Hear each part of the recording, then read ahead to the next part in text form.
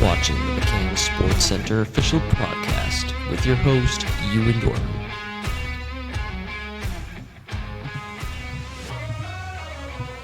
Hello, everybody, and welcome to the first official episode of the McCann Sports Center podcast. I'm your host, Ewan Dorman, and today we're talking about preseason talk, the Confed Hockey League, and the MFO soccer team. This is what we're going to go over. First order of business, the Confed Hockey League.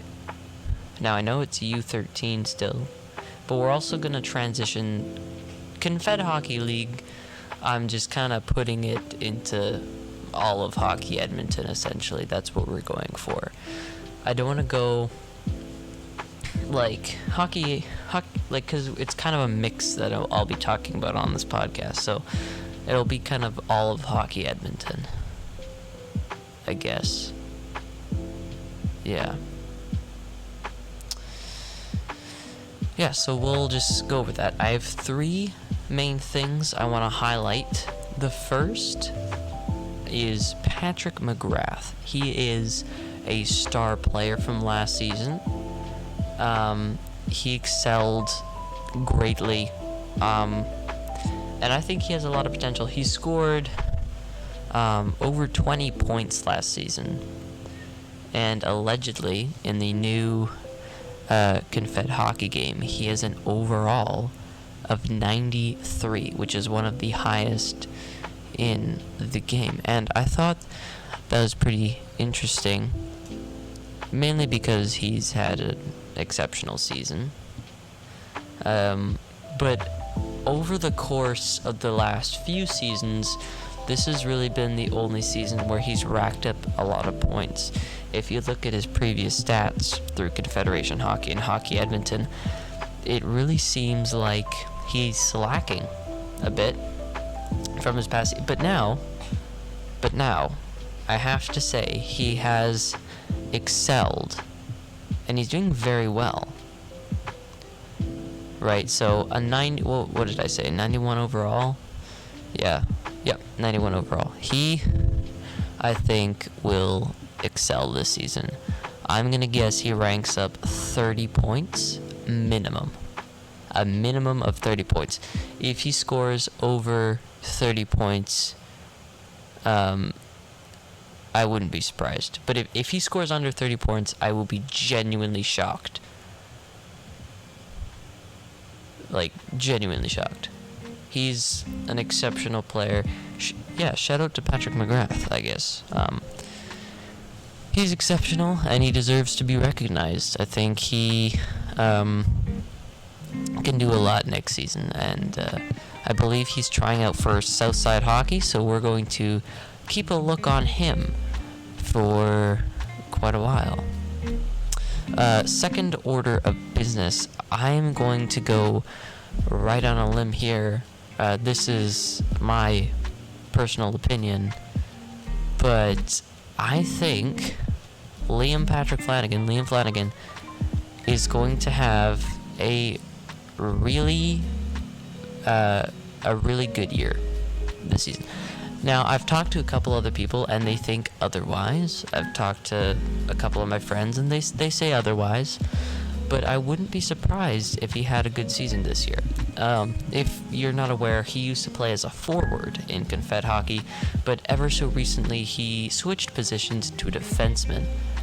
This is new, and it kind of shocked everybody because they didn't think he was ever going to switch. They thought forward was a really good position for him. But look at him now. He scored, 15 points last season? Yeah, under 15 points, which, to be fair, that was his first season changing. So I think now, more than ever, he's going to excel at what he's doing. He was a really good defenseman forward back in the day, when he used to play forward. But now I think he's on Southside Hockey, and he's trying out for it, and if he does make the team and he sticks with his defenseman position, I think he's going to rock it this year. I would not be surprised if he failed. He's an exceptional player, and I think he deserves to be recognized by everybody else as an exceptional player. Most people say that he wouldn't, but I would heavily disagree. I think Liam Patrick Flanagan is going to have a exceptional season this year as a defenseman. Now, third order of business. Sorry. Third order of business. I want to point out the Southside hockey team. Come on, man. It is exceptional. Let's look at the trying out roster. So first on the tryout roster, we have Dawson Gross. He was an exceptional player last season. He played on the Predators and played with the likes of Liam Flanagan and Gavin Fowler during the same season, which is pretty good, I'd say. He's pretty good. I'm not sure what his overall is going to be in the new Confed game, but I'm sure he's going to be up there somewhere. I'm going to guess a 92 overall. That's what I'm going to guess. Next, we have Patrick McGrath. I talked about him earlier having an exceptional season a few years back, and I think he's going to do very well on this new team because he has a bunch of people that he's played with previously on this team, and I think he's really going to rock it. Next, Liam Patrick Flanagan. I talked about him before as well. With his new defenseman position, I think he is going to excel at his new position because he used to be forward. If he's an attacking defenseman or a pressured defenseman, I think he can perform very well because most defensive defensemen they don't rack up a lot of points, but they do contribute to their team a lot. So I think Liam's going to be ranking up a lot of points as well as contributing a lot of defensive abilities to his team. Maybe even in the next Confed game, he will kind of skyrocket and maybe get up there in the ranks, maybe win a Player of the Month, maybe bring up his team's overall in defense or just overall in general. Or maybe he will switch back to forwards. I'm not 100% sure, but judging by his last season, I think he'll have a great season this year. Next, Gavin Fowler. Need I say more? He's an exceptional goaltender. He grew up at Monsignor Fjallerson. He's been playing in the Confed League pretty much all his life. But now that he's on the team, trying out for the team, if he does make the team, I won't be surprised. I will not be surprised at all. I think Gavin Fowler is going to be starting goaltender this season, and he's going to be probably one of the best men between the pipes in the entire league. Prove me wrong. That's all I'm saying. Just prove me wrong. Alright? And now we got some other lower name people like Luke Dutchik. He's going to be on the team. He's exceptional. He's pretty good. I wouldn't say he's one of the best, but he is quite good as well. Dylan Trung will also be playing. Nicholas Mancy, I believe, is trying out as well. Timothy Kamoski, one of the best defenders in the Confed League and SSAC.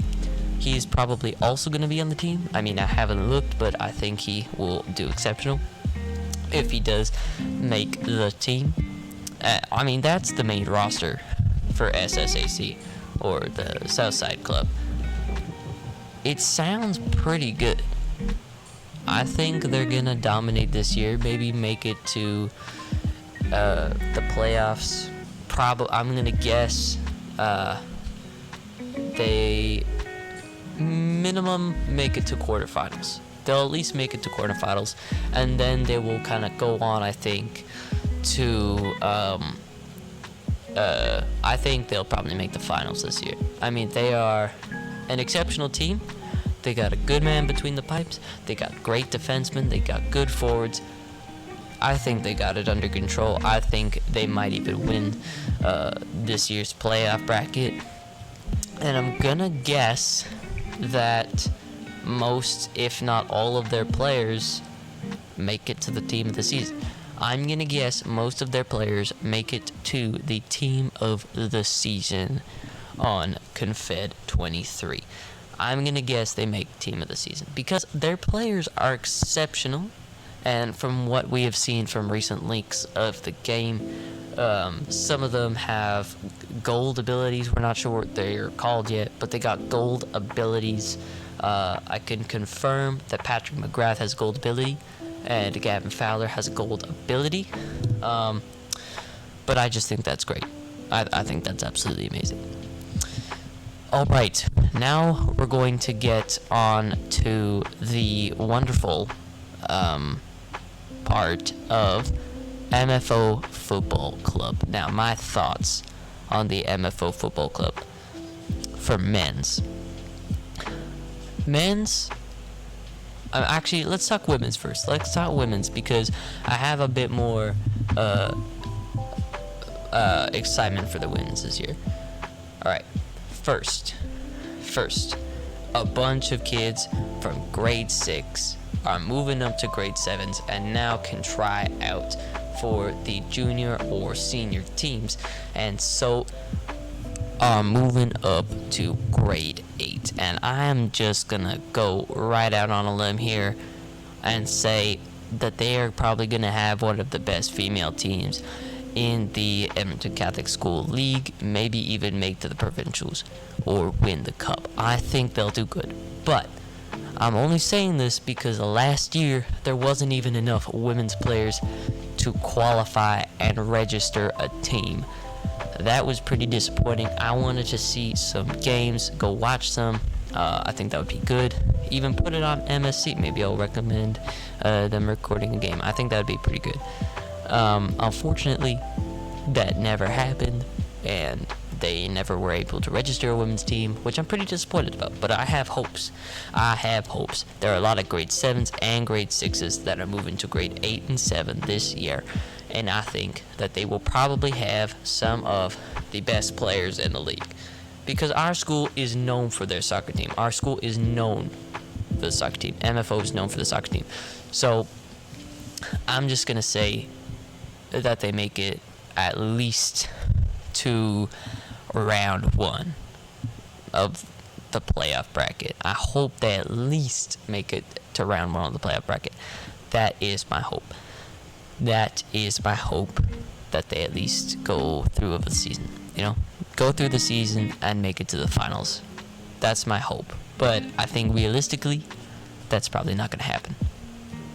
Men's team made it to the finals for I think the last 4 years, but they haven't won yet. That's unfortunate, seeing as we have one of the greatest couple players in all of Edmonton playing for our school, for MFO. I think that it's a privilege to have them. And who do you think they are? Who do you think? We got Nicholas Mancy, bro. He is an absolute legend in the community for Monsignor Fiatterson. He is a legend. He's pumping out those shots, and he's ranking up the goals. We do not know the exact number of points that he scored this season, but I'm guessing that it was at least over 20, which is pretty good on average, seeing as how there's about 17 players on the team, and he normally will start, but on the odd occasion he will be a bench warmer. I think it's a privilege to have him on the team, and I think I think he'll score some more points this season. Now, Colin Oberst, the coach of MFO Football Club men's, he's been the coach since 2017. I fact checked that. He's been the coach since 2017, and most years he has made it to the finals. I think 3 or 4 times that MFO has made it to the finals for men's, but have lost. I think this year is a redemption year for Colin. He will get his first ever championship win. That's what I am going to guess. I would be shocked if they don't make it to the finals. They got a absolute ungodly roster of players. They don't have their grade 9s anymore, unfortunately, but they didn't have very many grade 9s to begin with. They got a bunch of grade 8s now. All the grade 8s from last year are going into grade 9. They got a bunch of grade 8s this year, and some pretty good grade 7s that I've noticed from other minor leagues. I think they can make a really good contribution if they do end up trying up for the team. Other than that, I think MFO will make it to the finals, either in women's or men's. If they don't, I will actually be pretty upset because I love going to the final games. There's a lot of hype, and apparently, if MFO makes it to the finals this year, it will be hosted at Monsignor Fiaderson School. So I'm going to attend that game. If anybody else would like to attend that game, it's at Otter Park at MFO. I'm not sure what date, but I will announce it on the podcast as soon as I get an update on finals. If MFO makes it to the finals, which they should. I am hoping that they make it to the finals. That would be just mind-boggling to see. I want to make them to the finals, but regardless, I'm going to the finals this year, wherever they may be, so I can record the game, put it on MSC, not live, because we can't do live yet, but eventually we will get live sports coverage. It will be all live feed for the commentators, but it won't be live for the viewers on YouTube. Highlights of it will go up on Snapchat as soon as it comes out. But other than that, yeah, I think MFO is a solid team this year, and I'm really rooting for the win.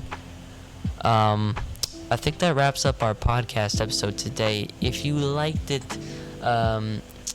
please maybe rate our podcast 5 stars. See how, or at least rate it. Gives us some good feedback. And if you're on Spotify, answer the poll in the comments, or the question Q&A in the comments and description of this podcast episode. If you're watching on Amazon Music, follow us up. Spotify or Amazon Music, follow us. This podcast is also airing on Spotify, Amazon Music, and iHeartRadio. That is all the platforms that we're watching. But yeah, follow us. Turn on that notification bell if there is one, so you do not miss another episode of MSC. My name is Ewan Dorman, your host, and have a good rest of your day.